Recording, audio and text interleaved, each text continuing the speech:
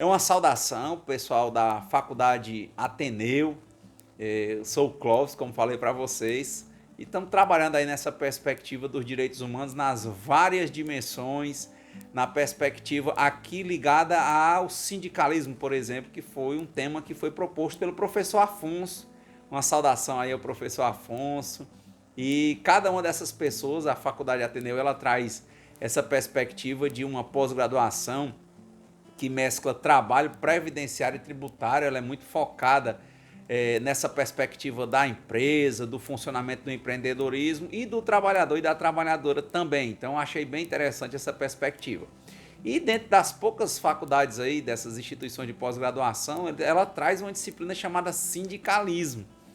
E eu tenho tido a honra há alguns anos de ministrar essa disciplina, às vezes com o professor Afonso, e isso é muito importante para nós trazermos essa perspectiva. Se vocês devem ter visto aí a nível de temática que a gente vem para trabalhar, ele vem trazendo uma perspectiva de acordo coletivo de trabalho, o que é uma convenção coletiva de trabalho, o que é uma sentença normativa em âmbito da justiça do trabalho, e são coisas muito corriqueiras para quem trabalha em recursos humanos, em departamento pessoal, em escritório de contabilidade, na advocacia trabalhista, e que é o centro de discussão numa perspectiva da empresa e, logicamente, também nas assessorias tributárias, porque vem a questão da tributação em cima do salário, já que o salário do trabalhador e da trabalhadora, eles é que acabam pagando mais tributos a nível nacional, uma vez que são cotizados pessoalmente. Então, a nível de sindicalismo, pessoal,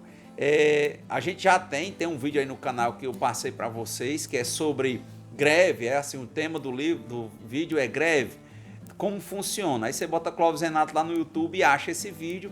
E nesse vídeo a gente foi apresentando uma situação que começava problemas existindo junto da Companhia Siderúrgica Nacional, aqui já dentro dessa perspectiva, e aqui a CSP, gente do PECEM, e teve toda uma paralisação em 2014 e a gente colocou no vídeo de todas as questões. Então, a gente começa a mostrar qual é o papel do sindicato, relembrando que sindicato vem de síndicos, aquele que protege, aquele que defende. Esse é a origem do grego.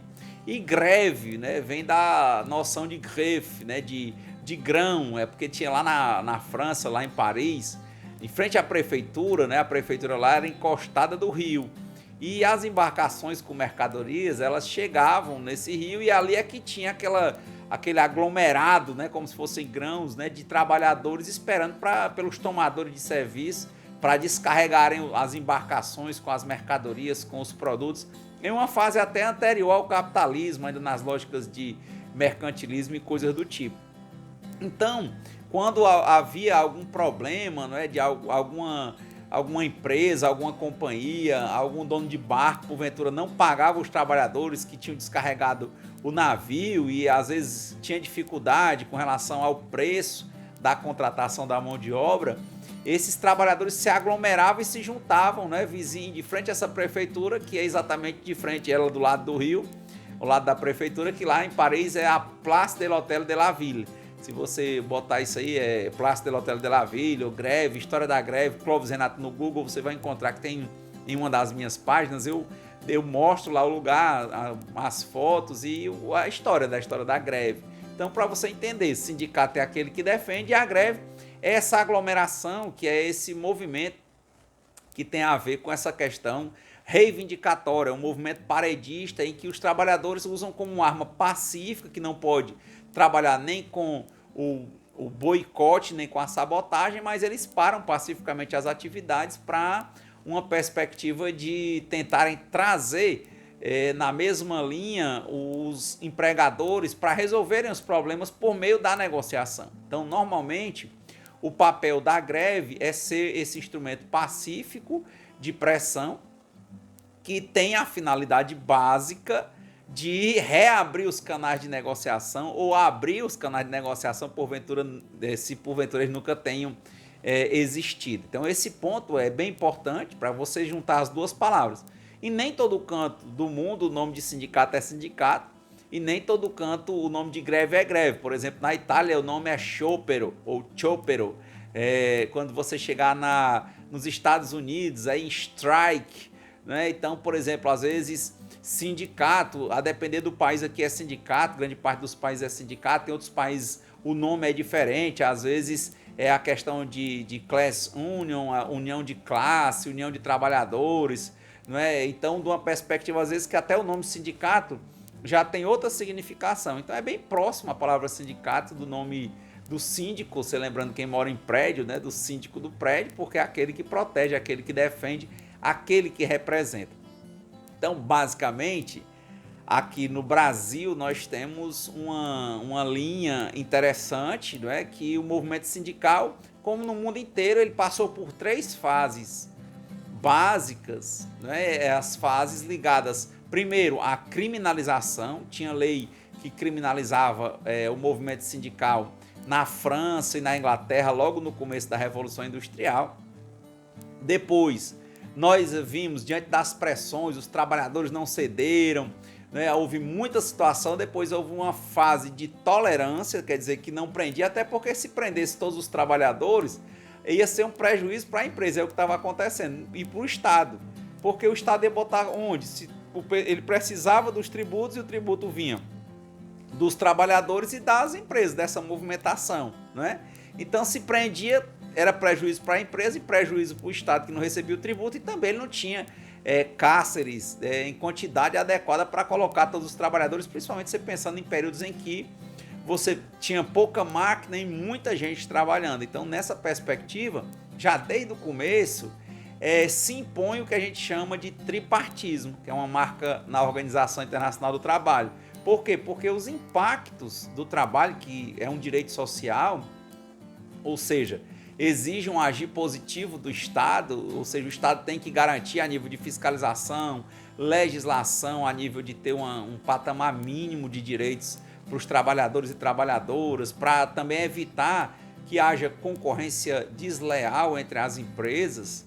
Então, ele traz essa perspectiva, e dentro dessa mesma linha de direito sindical, que vai surgindo com o tempo, os trabalhadores começaram a se unir, e o Estado via, né, o nível de governo, que era necessário esse diálogo. Não dava para soltar, liberar literalmente o capital, porque tinha os problemas com relação aos empresários sem fiscalização, sem legislação, que era o que acontecia, porque gerava muito conflito, e esse conflito ia ter um gasto do Estado com a segurança pública, depois a violência com a saúde, e o caos, né, as pessoas na miséria, questão de falta de estrutura, os bairros mais pobres. Então, quer dizer, tem que ter necessariamente uma participação de governos, trabalhadores e empregadores. O problema também é que, para você pensar a nível do que é sindicato, por que ele é necessário? Por que às vezes pode-se dizer até que ele é cada vez mais necessário? Porque na relação de emprego, principalmente, na relação de subordinação, o trabalhador ele fica na posição de hipossuficiente. Eu sempre gosto de falar isso, a gente brincou disso no encontro passado, né, com as meninas aqui, principalmente a Carleana, a Edna, né, a Marina. A gente esteve conversando sobre isso, mostrando, né, que o nível de escolha da gente dentro desse sistema, ele não é tão amplo. As pessoas geralmente procuram profissões não por liberdade, por aptidão, elas procuram porque geralmente é a profissão que elas veem que no mercado tem mais possibilidade de emprego, não é? Então elas vão se formar dentro desse sentido. Depois, as pessoas, quando chegam a nível de liberdade, não escolhem onde vão trabalhar, elas vão onde tem vaga, não escolhem o horário de trabalhar, conforme a empresa diz, nem o dia de receberem o salário, nem quanto vão receber e nem até quando ficar. Então, há uma hipossuficiência social, né? A posição da trabalhadora e do trabalhador frente ao empregador no contrato de trabalho, ele não é em pé de igualdade, não é? Por quê? Porque o empregador é que tem os recursos, remunera, dirige a prestação. E o trabalhador, ele presta o serviço e é remunerado por isso e é subordinado. Então, não dá para negociar diretamente, por quê? Porque muitas vezes o trabalhador que vai negociar diretamente, ele tende a ser perseguido. E isso desde o começo da história dessas relações de trabalho. Por isso que surgiram os sindicatos. Os trabalhadores viram que se fosse falar no coletivo, é muito difícil de agregar as pessoas. Por quê? Porque há esse medo, não é? Há esse medo de perder o emprego. é difícil arranjar um emprego e é difícil manter o emprego. Então, por isso as pessoas têm dificuldade de fazer greve. É o que o professor Gerson Marx fala, greve é um direito antipático, porque ninguém gosta. O trabalhador não gosta de greve porque ele tende a ser perseguido e tem medo de perder o emprego. A empresa não gosta porque dá prejuízo. E o governo não gosta porque tanto ele recebe esses recursos que vêm dessa prestação entre empresa e trabalhador, quanto as confusões diante da paralisação, a depender do momento, e os conflitos vão gerar, por exemplo, um gasto para o Estado com polícia e com saúde pública, dentre vários outros gastos. Então, não é um direito simpático, né, a questão da greve. E se o trabalhador for negociar sozinho, em regra, a maioria dos trabalhadores não tem coragem de ficar conversando com o patrão, porque já sabe que há um costume, né, dizem até no Ceará, que cabrito bom não berra, esse ditado, né, que o bom empregado é aquele que fala pouco e obedece muito. Agora estão até usando linguagens novas como compliance, né? E eles vão trazendo essas questões do empregado subordinado e às vezes ele se vê submisso, porque ele não tem coragem de discutir o contrato dele de trabalho, a relação de trabalho, a relação principalmente quando é uma relação de emprego, porque tende a haver um tipo de perseguição, principalmente quando se trata de empresas que não trabalham de forma tão regular conforme a legalidade. Isso é muito comum, infelizmente, né? Grande parte das empresas, às vezes ela quer transferir os riscos do empreendimento para o empregado. E isso não é papel do empregado, né? O papel do empregador é que ele que vive na discussão da concorrência. O empregado não, ele vive na discussão da solidariedade com os companheiros para desenvolverem uma atividade específica. Então, é muito comum você ver aquelas pequenas empresas, grandes negócios, em torno de 95% das empresas que abrem, em 5 anos elas fecham. E muitos empregadores, por desorganização, por falta de percepção do mercado, por falta de gestão, muitas vezes, né, eles vão e querem transferir o ônus, né, da prestação para os trabalhadores, quando não necessariamente, em regra, eles costumavam distribuir os bônus, né? Então eles vão crescendo às vezes, mas não distribuem. Por isso que a própria legislação fala de participação nos lucros e resultados. Então, é uma coisa interessante para que você comece a perceber essa discussão de movimento sindical, que quando ele vai discutir sozinho o contrato, porque ele está numa situação de hipossuficiência, né, social, e muitos me perguntam, né, fica difícil ele discutir diretamente com o empregador. E eu repito, hipossuficiência ela tem 3 vias. A psicológica, né, é uma pessoa que não tem condição de discernimento de manifestar a vontade.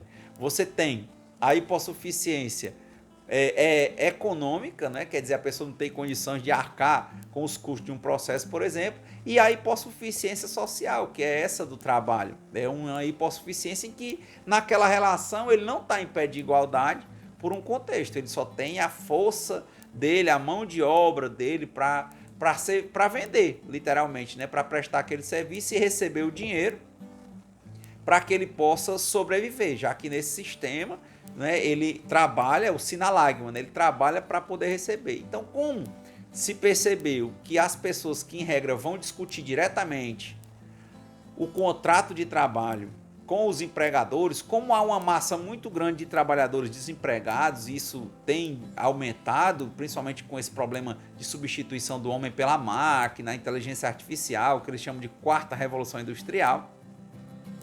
Então ele tem muito medo de perder o emprego e muitos perdem. Quando começa a discutir a questão do trabalho, ele passa a ser perseguido e aqui no Brasil, como tem a despedida sem justa causa, não raro ele é dispensado. Então os trabalhadores, em regra, eles vivem num ambiente de certa tensão e tem muito medo de discutir diretamente, principalmente quando se trata de empresas mais problemáticas, né? Ou seja, empresas que não querem cumprir determinados direitos ou porque estão passando por certas dificuldades e muitas vezes elas, como eu disse, elas tendem a passar os riscos do empreendimento para o trabalhador e isso, de regra, pela legislação não pode. Como é que foi conquistada essa legislação?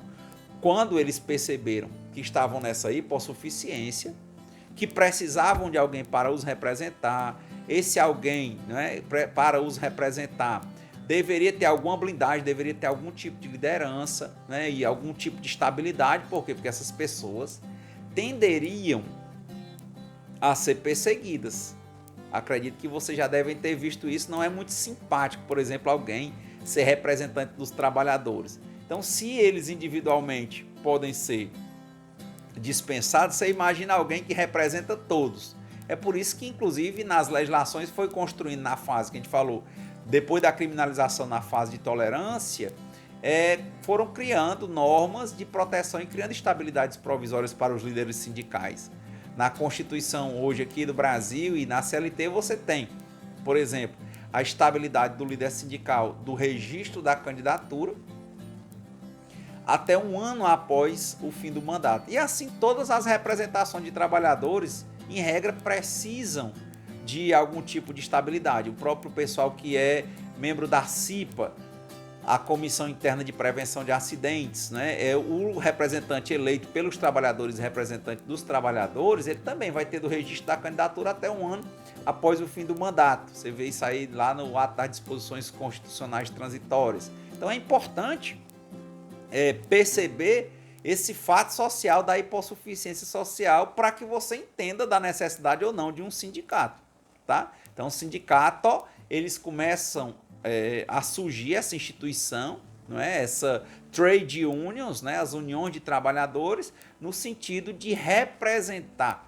esses trabalhadores que se viram numa hipossuficiência social e que, por medo de perseguições que eles já estavam vendo que estavam acontecendo, resolveram ter alguém numa liderança e dar algum tipo de garantia, algum tipo de proteção a essa pessoa. E muitas vezes, quando não tinha lei, a conquista da estabilidade desses líderes era feita após greves, manifestações, não é? E aí vinha a negociação coletiva, e com a negociação coletiva você vai encontrar, por exemplo, antes de ter nas leis, normas garantindo a estabilidade aos líderes das greves, líderes antes, por exemplo, depois líderes do movimento sindical, líder do sindicato representativo. Então, basicamente, sindicato é por isso. Sindicato, dizem, né, por mais críticas, por mais argumentos, às vezes, de senso comum, dizendo que não é mais necessário, que não faz nada. Como eu disse, eu até passei para vocês, tem um vídeo nosso, também tem um artigo que eu falo sobre sindicatos na pandemia. Só botar aí, sindicatos na pandemia, Covid-19, Clóvis Renato, que vocês vão encontrar facilmente aí na internet. Eu mostrando o quantitativo de ações que foram manejadas coletivamente pelos sindicatos, que beneficiaram milhões de trabalhadores e trabalhadoras durante a pandemia, por exemplo, para a questão de saúde e segurança do trabalho, por exemplo, pessoal que estava em zona de risco, grávidas, pessoas com diabetes e várias outras situações de pessoas com comorbidades que as empresas, por exemplo, não estavam afastando do trabalho, nem aplicando a suspensão do contrato de trabalho, nem fazendo redução, quer dizer, estavam dificultando e numa situação que os sindicatos tiveram que entrar com ações e muitas foram deferidas pela Justiça do Trabalho, seja pelo Juízo do Trabalho, seja pelos tribunais do trabalho, pela via dos mandados de segurança ou pelos recursos. Então, o sindicato é isso. Na hora que o trabalhador se vê diante de problemas junto à empresa, né, o sindicalista vem para essa representação e ele tem uma estabilidade, uma espécie de blindagem, exatamente para não ser perseguido. E uma coisa importante é que ele despersonaliza a luta, porque se você for sozinho negociar com o patrão, ele lhe vê, está personalizado e pode lhe perseguir, acontecer assédio moral e acoso nas relações de trabalho. É muito comum isso, que acaba sendo escondido por causa da questão da despedida sem justa causa, né? Isso, então ela esconde um monte de coisa. Então, dentro desse contexto, para que vocês continuem entendendo, vocês que estão acompanhando, estou feliz aqui, uma quantidade interessante de pessoas, você vai percebendo que existe essa necessidade. Outra situação que o sindicato funciona muito, né, nesse modelo qual é a razão de existir do sindicato? É a melhoria das condições de trabalho e de produção. Então tem sindicatos de empregadores e sindicatos de trabalhadores, por exemplo, no Brasil. Em regra no mundo, como eu disse, na OIT, lá tem o tripartismo, ou seja, representantes dos governos, representantes dos trabalhadores e representantes dos empregadores. Então é um movimento coletivo internacional. Lá na OIT são 187 estados que são membros da OIT. A OIT hoje tem 190 convenções internacionais do trabalho que foram ratificadas, elaboradas, construídas nesse tripartismo. Então, o sindicato vem nessa. Então, outro papel dele nessa questão de melhoria é exatamente construir a negociação coletiva. Na OIT é a Convenção 98, não é? Você tem a Convenção 87 sobre liberdade sindical e depois você tem a Convenção 98 que é sobre negociação coletiva. Exatamente porque já é a terceira fase. Lembra a primeira fase do movimento sindical? Foi criminalização. A segunda fase foi tolerância e a terceira fase é a fase do incentivo. Aí vem a Convenção 87, que é de 1948, lá da OIT. Infelizmente o Brasil ainda não é signatário, mas muitos dispositivos dela na Constituição, tá? E depois da Convenção 87 vem a 98 que incentiva a negociação coletiva, tá? Então, Clóvis, e da questão da negociação coletiva, né? Eu que trabalho em RH, eu que trabalho em DP, eu que trabalho em escritório de advocacia, na questão tributária, na questão previdenciária, qual a implicação dessa negociação? Ou seja, eu estou num caso em que o sindicato não é uma situação de um grande problema da empresa que gerou uma greve, não é? Mas para a melhoria das condições de trabalho. Então, no Brasil, a gente tem como instrumento de negociação coletiva o acordo coletivo de trabalho e a convenção coletiva de trabalho. O acordo coletivo de trabalho ele é firmado entre o sindicato dos trabalhadores e a empresa. E a convenção coletiva de trabalho ela é firmada entre o sindicato dos trabalhadores e o sindicato dos empregadores. Qual é a abrangência? A abrangência da representação. O acordo, a empresa que fez o acordo, né, ou conjunto de empresas com o sindicato laboral obrigatoriamente tem que participar, o sindicato dos trabalhadores. E a convenção é o sindicato dos empregadores com dos trabalhadores e abrange toda a representação. Guardem, no Brasil também tem uma coisa chamada unicidade sindical até o momento. Quer dizer, um sindicato representa uma categoria, certo? A base menor dele é um município. Então você tem um sistema sindical, né? Que dentro dessa perspectiva, se você está numa convenção coletiva, que é o sindicato dos empregadores e dos trabalhadores, ou seja, cada um representa no mínimo um município. Então tem sindicatos estaduais e nacionais, mas em regra o sindicato de base municipal, né? Ou um que vai até pegando uma base estadual, que também são muito comuns, né? Então o específico vai substituir o genérico, certo? Então é assim que tem os instrumentos de negociação coletiva. Clóvis, e nesse vídeo, greve, né? Como funciona, que você bota lá no YouTube, Clóvis Renato, greve, como funciona? O que é que estava se discutindo ali? Era exatamente por que teve aquela greve. É porque eles estavam naturalmente negociando, né, as melhorias das condições de trabalho e de produção, o sindicato lá dos trabalhadores com a empresa, né, que lá era um site, era um conjunto de empresas, e lá era junto da CSP, né, dentro dessa questão da companhia siderúrgica lá do PECEM, e mais de 40 subcontratadas. Então o sindicato dos trabalhadores, na época era o Sintepab, hoje está lá o Sintramonte, que é a parte de montagem, antes era a parte de grandes obras, né? Ele estava negociando com a CSP as condições de trabalho dos trabalhadores. Chegou um momento que a negociação travou. Na verdade, muitos pontos que estavam havendo problemas durante a obra da CSP travaram. E aí os patrões, no sentido da representação patronal da CSP, se retirou da mesa e disse que não negociaria mais. E o problema maior não era nem só com a CSP. É que essas 40 subcontratadas tinham sido contratadas numa discussão de mercado por valores a menor. Então, quando houve a negociação do acordo coletivo lá para o site, como chamavam na CSP, a CSP se dispunha a cumprir, mas as 40 subcontratadas, muitas não cumpriam. Então, ficava um trabalhador recebendo direitos, trabalhando do mesmo jeito, e outro trabalhando da mesma forma e não recebendo os mesmos direitos. Ou seja, havia um tratamento desigual, gerava muitos problemas no site, como vocês vão ver lá, e já devem ter visto que a gente viu no nossa última conversa.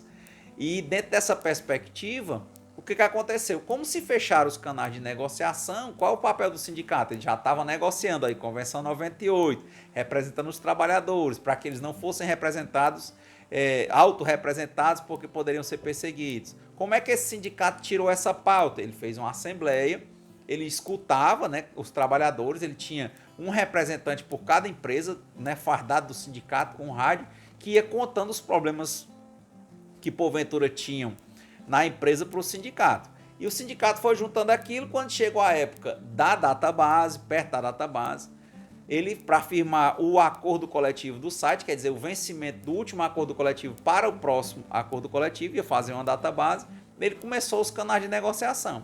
Os canais se fecharam e dentro dessa pauta ele tinha levado, fez uma assembleia, na assembleia tinha tirado a pauta, né? O que é a pauta? A pauta que constaria na minuta de acordo coletivo de trabalho para o site. Leva-se, depois de aprovado em assembleia, veja que o sindicato é o representante, ele leva, ele faz democraticamente, né? Se você também quiser ver, tem um vídeo meu, você bota Clóvis Renato Democracia Sindical no YouTube, que você vai ver esse vídeo.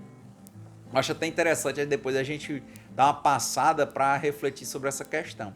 Então ele tira essa pauta, depois que ele tira, leva para a mesa de negociação, se tiver, se não, já pode, por exemplo, tentar fazer algum movimento de greve, ou tentar uma mediação, seja no Ministério do Trabalho, antigamente, né, que era a SRTE, hoje está no Ministério da Economia, ainda tem a Superintendência Regional do Trabalho e Emprego, ou ele às vezes vai para o Ministério Público do Trabalho tentar uma mediação, ou ele, se fechar o canal de negociação, já tenta fazer com os trabalhadores uma greve. Para quê? Para pressionar a empresa, né, para reabrir os canais de negociação e melhorar as propostas, tá? Então foi o que aconteceu naquele caso desse vídeo que eu estou falando para vocês, que muitos viram aqui. Eles tiraram democraticamente a pauta de assembleia, né, a pauta da minuta de acordo coletivo, levaram antes da database para o fim desse acordo antigo para começar o novo. As negociações não avançaram, a empresa abandonou a parte de transacionamento, de discutir as pautas e disse que não ia dar mais nenhum direito. Os problemas continuaram e eles levaram isso para uma nova assembleia. Na assembleia, o sindicato mostrou, não é, que a pauta não tinha sido aceita pela empresa. E aí os trabalhadores resolveram, o sindicato perguntou aos trabalhadores em assembleia, uma assembleia, vocês devem ter visto lá, com mais de 7 mil pessoas, não é? Eu tinha participado também nesse de democracia sindical, era um vídeo que a gente fez numa assembleia na termoelétrica, tinha 4 mil e poucas pessoas. Então, eles levaram a pauta para discutir. Vocês vão aceitar que a empresa rejeite todas as propostas? Vocês vão topar as propostas da empresa? Ou vocês vão querer fazer uma manifestação ou uma greve? E os trabalhadores, nesse caso da CSP, do vídeo que eu falei, greve, como funciona, eles optaram por fazer a greve, para pressionar, para melhorar. E a empresa ainda assim não abriu. Aí vocês devem ter visto no vídeo que a greve acabou durando, a greve lá do vídeo de 2014, acabou durando nada menos que 23 dias. Né? Então, dentro dessa perspectiva de 23 dias, diz que era uma obra de 5,2 bilhões de reais, diz que o prejuízo estimado de cada dia de greve era em torno de 500 mil reais, e estavam falando ali em torno de 7.500 trabalhadores e trabalhadoras. Então, nesse movimento de pressão, para quem viu o vídeo, né? Então, só para você retomar, precisou do sindicato para ver os problemas e para negociar as melhorias da condição de trabalho e produção. O sindicato democraticamente fez uma assembleia para tirar a pauta, para fazer a minuta de acordo coletivo. Depois o sindicato foi para a mesa de negociação com a empresa. Aí depois a empresa rejeitou a proposta de negociação. O sindicato volta, faz uma nova assembleia para mostrar essa situação. Se eles iam aceitar a rejeição da empresa e a proposta da empresa, ou se eles iam, por exemplo, fazer greve. Os trabalhadores optaram pela greve. Pronto. A greve durou 23 dias, né, com esses prejuízos em torno de 500 mil reais. Depois desse prejuízo, houve essa pressão e a própria empresa, né, e o conjunto de empresas levaram a questão com os sindicatos para o Ministério Público do Trabalho, em 2014. E lá ele foi fazer uma mediação. O que é uma mediação? É um terceiro imparcial, né, que não está interessado nem pelo A nem pelo B, que era o Ministério Público do Trabalho. Na época era o Procurador Regional do Trabalho, Dr. Gerson Marques, hoje é que ele é Subprocurador-Geral do Trabalho, junto à Procuradoria-Geral do Trabalho em Brasília, ele é cearense. E vocês devem ter visto no final do vídeo as matérias do jornal O Povo, dizendo que conseguiram chegar a um consenso. A negociação avançou, inclusive com pagamento dos 23 dias parados. Clóvis, pela legislação, pela CLT, a greve suspende o contrato de trabalho, não pode botar para fora também, não é obrigado a pagar. Mas como é que se resolve isso? Por meio de negociação coletiva de trabalho. Então, na negociação coletiva de trabalho, o que eles fizeram, gente? Eles conseguiram, com a pressão do movimento, viram que os trabalhadores estavam coesos, estavam unidos, e dentro dessa perspectiva, eles resolveram, realmente, a empresa resolveu flexibilizar, abrir, né, a sua posição em mesa e, de fato, concedeu vários dos pedidos, a grande maioria dos pedidos dos trabalhadores e ainda, né, foi uma greve exitosa porque pagou os 23 dias que porventura tinham ficado parados por ocasião da greve, não é? Eu estava conversando aqui nos nossos últimos papos, outro dia exatamente com a Marina, acho que era ela também, a Carleana estava explicando que conhecia pessoas que trabalhavam na CSP hoje e que hoje era uma ótima empresa, uma das melhores empresas para trabalhar no Ceará, e foi interessante que apesar de ter algumas restrições a sindicato, não é, e tudo, elas perceberam que todo esse movimento fez com que as normas internas e o compliance interno da CSP hoje, ele colaborasse para que a empresa se tornasse um ótimo local de trabalho. Ela continua produtiva, dando bons dividendos e tratando melhor os trabalhadores, porque ela percebe, né, coisas que são resquícios da união dos trabalhadores, dessa participação do sindicato, desses acordos coletivos que existiram até hoje, né? Então, quer dizer, houve um crescimento, uma melhoria, ou seja, os acordos coletivos de trabalho com o sindicato, com esse movimento unido, coeso, geraram normas que foram criando benefícios para os trabalhadores, para tanto até hoje a empresa é um bom local de trabalhar. Então, basicamente em linhas gerais, sobre sindicalismo, é isso que a gente vai dizendo. Então, já dissemos, mostramos o movimento, inclusive, por que surge a greve, mostramos o que é o sindicato, qual é o papel dele, o que é o acordo coletivo, o que é a convenção coletiva de trabalho, o que é a data base, que é exatamente a data limite entre a validade de uma convenção e o início da próxima convenção, ou fim, né, da validade de um acordo coletivo de trabalho e o início da validade do próximo acordo coletivo de trabalho. Então, dentro dessa linha é que nós estamos apresentando as necessidades de sindicato. E basicamente é isso. Tem estabilidade do dirigente, por quê? Porque ele tende a ser perseguido. Tem que ter um dirigente, tem que ter um sindicato em regra, por quê? Porque o trabalhador negociar sozinho, ele tende a ser perseguido. Então, o que é que basicamente o sindicato faz? Despersonaliza as reivindicações. Ele assume para ele, é por isso que às vezes ele tem tanta rejeição, muitas vezes, né? Por quê? Porque ele assume isso, melhor ele assumir do que o trabalhador diretamente, porque ele, sindicato, não aguenta, que é uma pessoa jurídica. É pessoa jurídica com pessoa jurídica, né? Aguenta o enfrentamento, tende a aguentar e a força dele vem da união dos trabalhadores, da contribuição dos trabalhadores e trabalhadoras. E o trabalhador sozinho não, ele tende simplesmente a ser rechaçado, até porque não tem, grosso modo, estabilidade no Brasil, e nem a convenção da OIT sobre despedida somente motivada encontra-se ratificada pelo Brasil. Então, é um momento muito importante, já concluindo essa primeiro analismo, porque por causa dessas questões de alta substituição, problemas ligados às pandemias, a questão exatamente do desemprego, e quem vai humanizar essas perspectivas, quem vai negociar se o trabalhador não tem condição de negociar diretamente, não é? Então, ainda mesmo com a reforma trabalhista da lei, hoje eu tive também uma live, uma entrevista na Rádio Universitária com o Márcio Rodrigues, a gente falou várias questões, depois vocês podem assistir ou ver nos canais que tá lá no canal Mundo do Trabalho, para vocês verem quando a gente discute essa questão dessa substituição e como é necessário, né?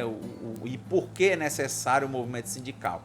E concluindo mesmo, quando chega no RH e no DP, numa especialização, por que ele é tão importante, né? Conhecer isso. Por quê? Porque normalmente quem trabalha no RH e DP, ele tem que conhecer a convenção coletiva de trabalho, ele tem que conhecer o acordo coletivo de trabalho. E aí, no nosso próximo encontro, a gente vai também discutir algumas questões para você entender por que é tão importante conhecer acordo coletivo de trabalho e convenção coletiva de trabalho, estrutura sindical, o que é o sindicato, a federação, a confederação e a central, a questão das estabilidades, né? Até para você ver quem é que representa, quem é legitimado, qual é a convenção que você vai cumprir, né? Digamos que tem sindicatos que têm uma base muito próxima, né? Qual é o acordo coletivo, de quem? Então são questionamentos que são fundamentais para quem vive no RHNDP, que às vezes está mais na mão a convenção coletiva ou o acordo coletivo do que até a própria CLT e a Constituição.